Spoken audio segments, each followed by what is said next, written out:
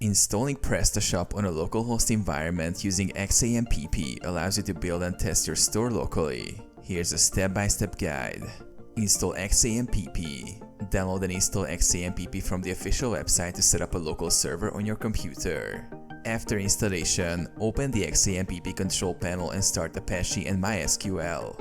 Download Prestashop. Go to the official Prestashop website and download the latest version. Extract the downloaded zip file. Move files to XAMPP directory. Copy the extracted Prestashop folder to the XAMPP htdocs directory. You can rename the folder to anything. Create a database. Open your browser and go to http localhost php admin. Click on New to create a new database for Prestashop. Name it and click Create.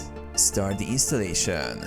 In your browser, go to http localhost Prestashop. Follow the on-screen instructions to install Prestashop. When asked, input your database details.